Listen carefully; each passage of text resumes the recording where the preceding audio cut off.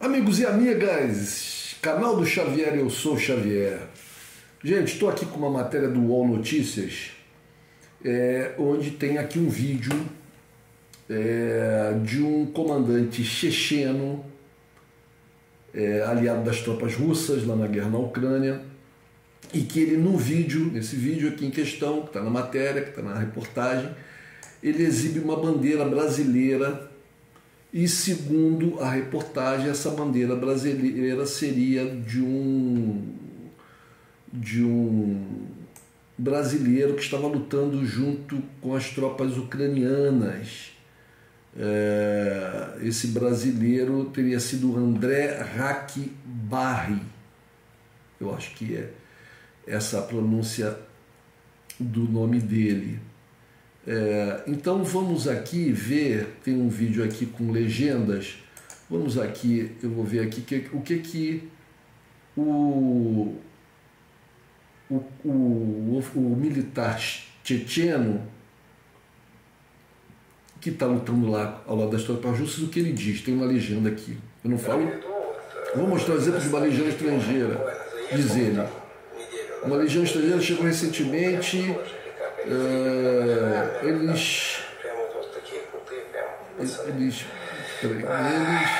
Se eles achavam que iriam ter todo o suporte de outras legiões estrangeiras, americanos, representantes da OTAN, etc., possivelmente se enganaram. Assim que os pessoal chegam aqui, eles se deparam com outra realidade.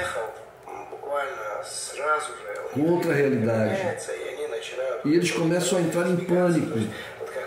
Vou mostrar este exemplo. Pegamos esta bandeira de uma legião estrangeira que destruímos.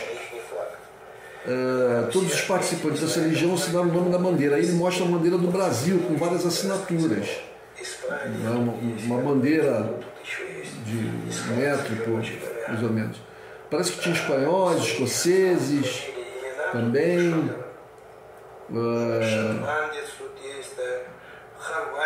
Ali na Croácia. Desculpe, gente, estou com sono danado.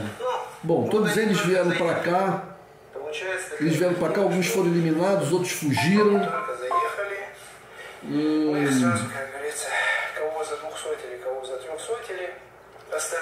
Muitos ficaram em pânico logo nos primeiros dias. Ainda sobraram alguns, mas eles não estão inspirados em continuar lutando. Bom, isso foi o que ele disse. E eu acredito que seja a mais pura verdade. A gente já teve exemplos de voluntários brasileiros, né? Teve um exemplo logo, acho que no primeiro mês de guerra, de alguns voluntários que foram para lá e estavam lá numa cidade, acho que não sei se era em Lviv ou numa outra cidade, que houve um ataque de mísseis, e alguns minutos antes deles saírem, e matou todo mundo que estava lá, e eles deram sorte porque eles saíram, e aí fugiram de lá, já estavam na Polônia, e um dos voluntários faz um vídeo e falando, poxa gente, é guerra de verdade. Virou até piada na internet, porque o que esse cara pensava? Que ele estava indo para onde? Uma luta de videogame, né? Eu não sei, sinceramente, eu não sei o que faz brasileiros. Esse rapaz que faleceu, André, parece que a bandeira era dele, esse rapaz, ele deixa, segundo eu já li em outra reportagem, ele deixa, as cinzas dele foram levadas para o Ceará, ele foi cremado lá na Ucrânia, no dia 2, e as cinzas foram levadas para o Ceará, onde ele morava com a esposa e a filha de apenas 2 anos de idade, ou seja, ele deixou uma esposa viúva, possivelmente uma mulher jovem, e uma criança de 2 anos. Bom, como ele não era ucraniano, mesmo se ele fosse ucraniano, a gente não sabe o que vai acontecer com a Ucrânia, infelizmente, né, gente?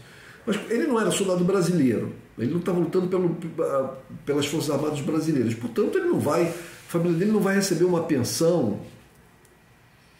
Se ele era um mercenário lá na Ucrânia, se ele estava recebendo algum dinheiro, esse dinheiro vai parar, né? Porque não está lutando mais. Infelizmente o rapaz morreu. Então a família dele não vai receber nada. Eu não sei o que faz as pessoas aqui no Brasil, algumas pessoas, um número, graças a Deus, pequeno, mas de pessoas, se voluntariarem para ir lutar na Ucrânia. Talvez é como aqueles primeiros que fugiram lá depois que teve um ataque de mísseis lá na região onde eles estavam e morreram todos os que ficaram lá. Talvez eles tenham ido iludidos, achando que iam lutar uma guerrinha que seria fácil, que eles teriam todo o armamento americano, que destruiriam os russos, os chechenos. Bom, se pensaram nisso, eram pessoas muito mal informadas, né? Que subestimaram muito o poderio russo e superestimaram o poderio, a ajuda, como o líder checheno fala, né? Da OTAN, dos americanos, etc. Então, eu sinceramente não sei o que faz pessoas aqui no Brasil irem lutar nessa guerra. Quer dizer, na verdade eu sei, é uma propaganda massiva, né? Norte-americana, da ideologia norte-americana, dos interesses norte-americanos. É tão massiva essa propaganda que faz as pessoas aqui no Brasil acharem que tudo que é americano é certo, é bom, é justo, é correto, sabe? E aí eles se alinham. É como a coisa mudando um pouquinho, mas tem tudo a ver, porque afinal de contas eles são a mesma, entre aspas, a mesma raça. A rainha da Inglaterra. Está arriscado, se a rainha da Inglaterra vier aqui no Brasil fazer uma visita aqui ao Brasil, muitos brasileiros vão se dobrar diante dela, como se ela fosse a rainha dos brasileiros. Porque é tanta propaganda da rainha da Inglaterra, da família real britânica, tanta reportagem e tal, que quando se fala em rainha aqui no Brasil, já se pensa logo na rainha da Inglaterra. É impressionante essa lavagem cerebral que é feita nas pessoas aqui no país. Impressionante isso. Falou em rainha, é a rainha da Inglaterra. Na época que a princesa Diana lá era viva, era tanta coisa, tanta matéria, tanta notícia, ela aparecia tanto na televisão, na mídia em geral aqui no Brasil, que as pessoas no Brasil deveriam pensar que ela era a princesa do Brasil. Então eu acho que, infelizmente, sinceramente, eu lamento muito a morte dessas pessoas, lamento muito. Mas eram pessoas adultas e que escolheram fazer o que queriam. Mas eram pessoas, no meu entender, eram pessoas que estavam iludidas. Os brasileiros que estão lá estão muito iludidos. Estão lutando por uma guerra que não é deles, que não é nossa, não é dos brasileiros. Não é dos brasileiros.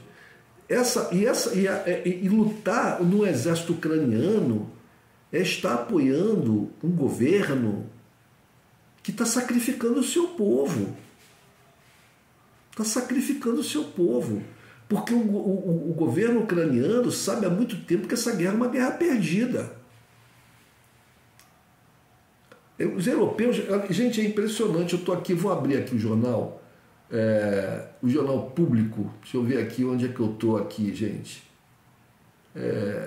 Antes disso, eu vou abrir aqui uma matéria do Twitter de uma senhora chamada Velina Chakarova. Essa senhora, ela é diretora do Instituto Austríaco de Política de Segurança Europeia. Essa é a tradução do instituto a que ela pertence. Deve ser um think tank austríaco. E ela colocou aqui ela é uma pessoa bastante conhecida na Europa. Ela colocou aqui no Twitter dela um esquema e com o seguinte título: Who's buying the fossil fuels from Russia? Who's buying the fossil fuels from Russia? Quer dizer, quem está comprando combustíveis fósseis da Rússia? Quem ainda estaria comprando combustíveis fósseis da Rússia? Isso aqui no esquema tem aqui que é desde a invasão, de 24 de fevereiro, até o dia 4 de junho.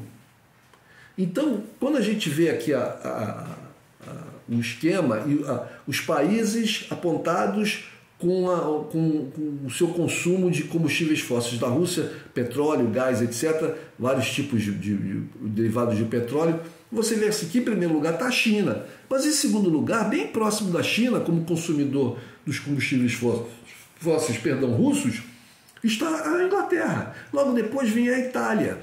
E depois vem a Holanda, no mesmo patamar da Itália, bem abaixo da Rússia e da Alemanha, mas bem grande. E depois vem a Turquia.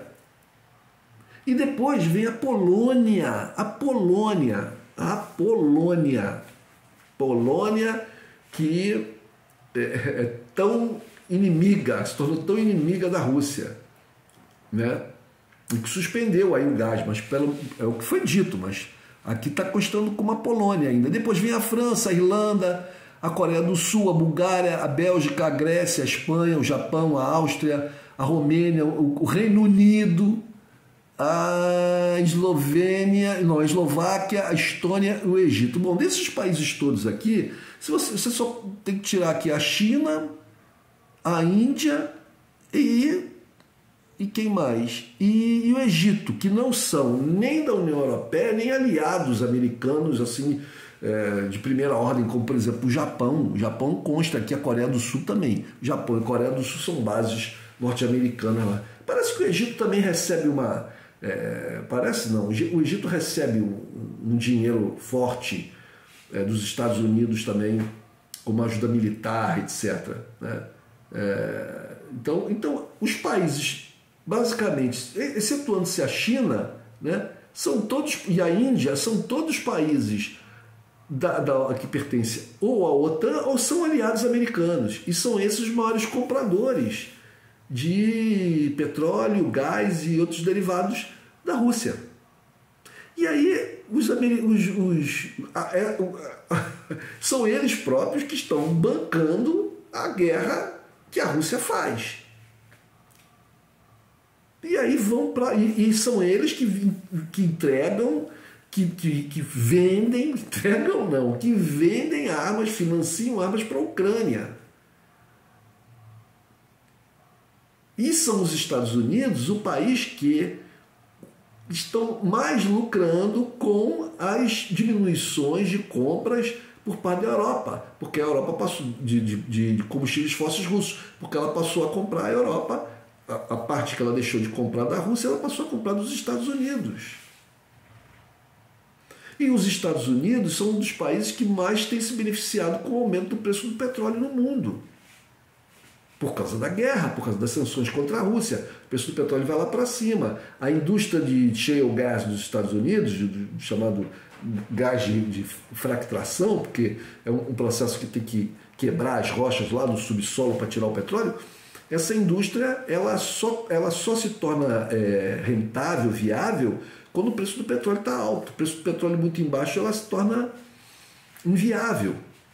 Então essa usina, essa indústria desse chamado shale gas, o gás de xisto, ou gás de fractração, né? Essa indústria ela estava num processo muito negativo com a queda dos preços do petróleo antes da guerra.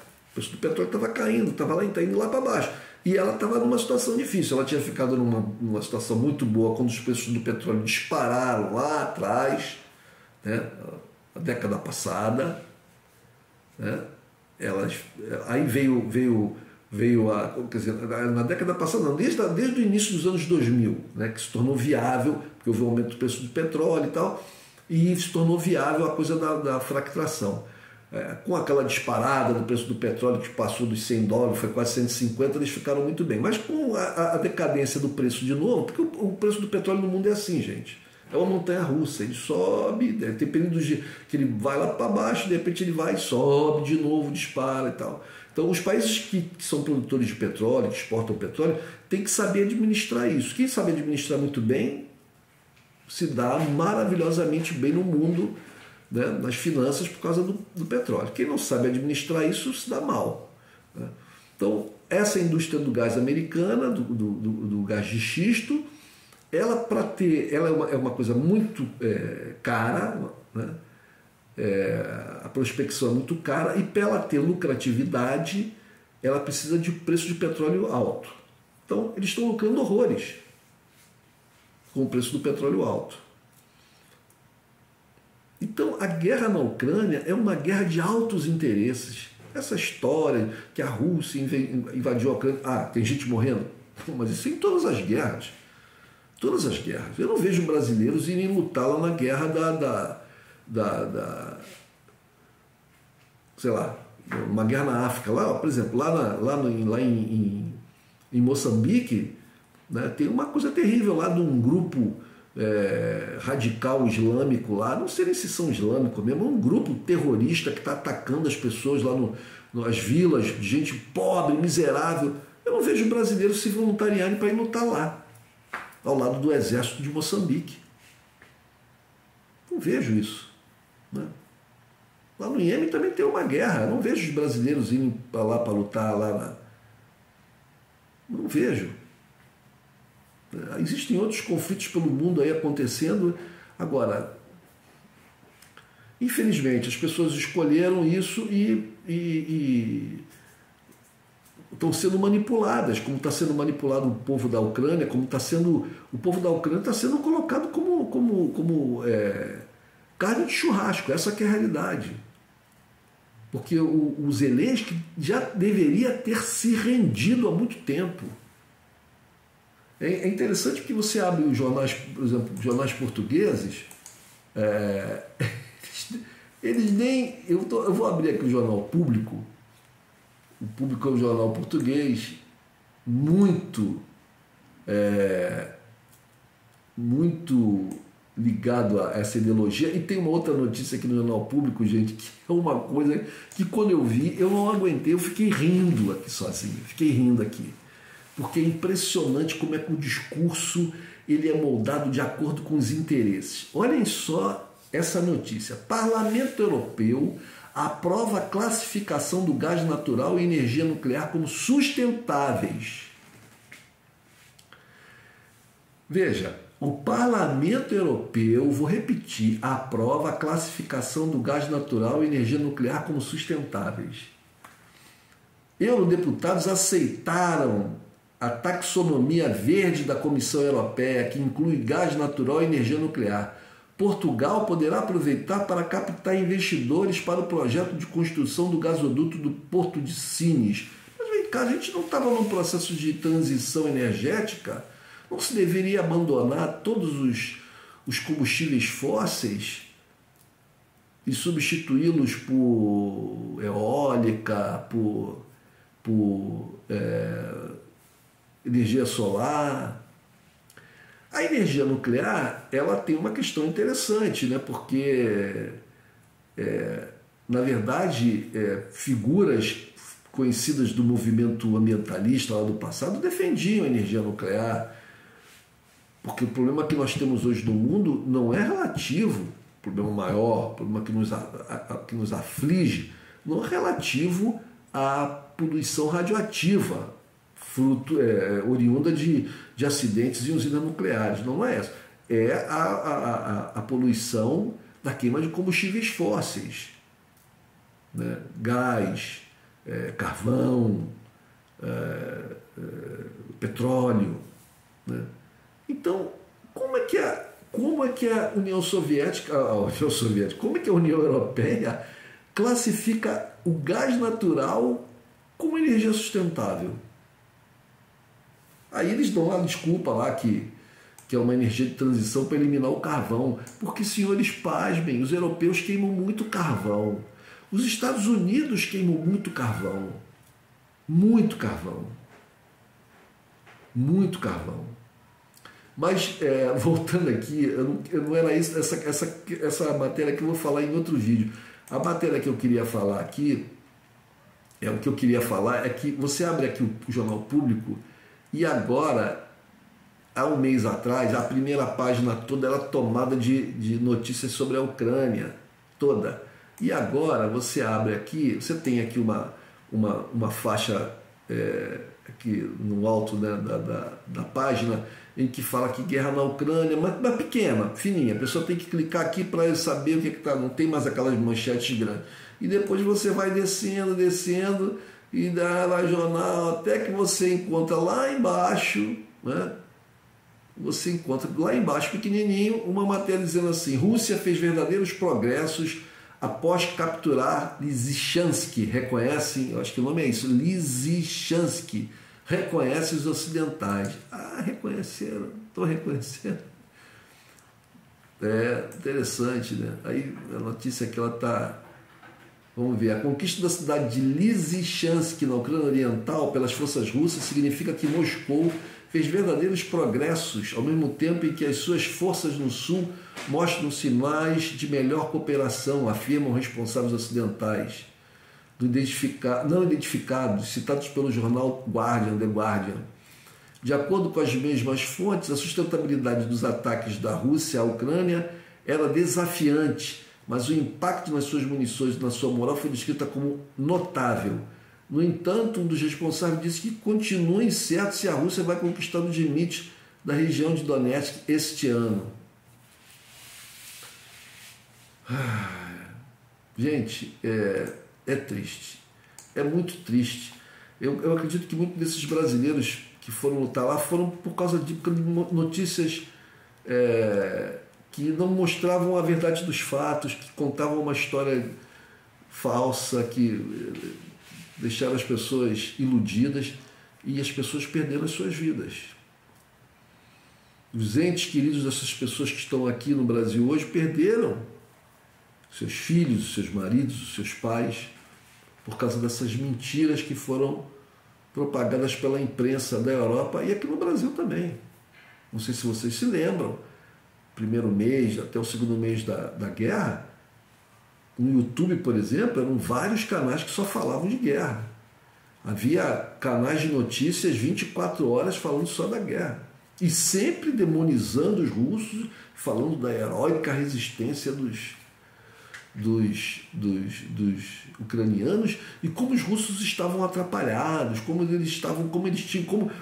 quantidade de tanques que a Ucrânia, da Rússia, de tanques russos destruídos pelos ucranianos, como é que os drones ucranianos não sei o quê, e sempre mostrando o lado dos ucranianos, os russos sempre como maus, como perversos. Ah, não, os russos cercaram lá a cidade a capital, mas de Kiev, mas eles estavam atrapalhados, aí desistiram, não conseguiram tomar a cidade, sempre detonando os russos, sempre tentando passar que eles eram incompetentes, que eles não eram isso tudo que se falava, não era esse poderio bélico todo, e sempre falando dos ucranianos como heróis, como combatentes muito dedicados, e como as forças ucranianas conseguiam atacar os russos e tal.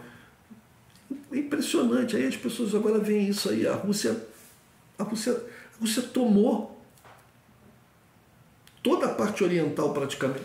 Olha, eu acredito aqui, para finalizar o vídeo aqui que está ficando longo, mas eu acredito que a guerra, eu já falei isso em outros vídeos, as decisões, ninguém sabe exatamente o que os russos vão fazer. E eu acredito que os russos eles vão tomando decisões de acordo com as circunstâncias, de acordo com o que acontece.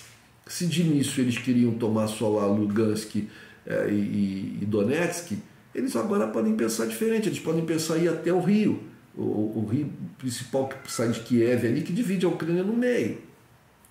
Né? Eles podem ir até o rio, pegar toda a parte realmente oriental. E essa parte, inclusive, é a parte que tem as maiores indústrias, né? E parece que é a parte também onde tem as maiores plantações, porque os russos gastaram dinheiro na guerra.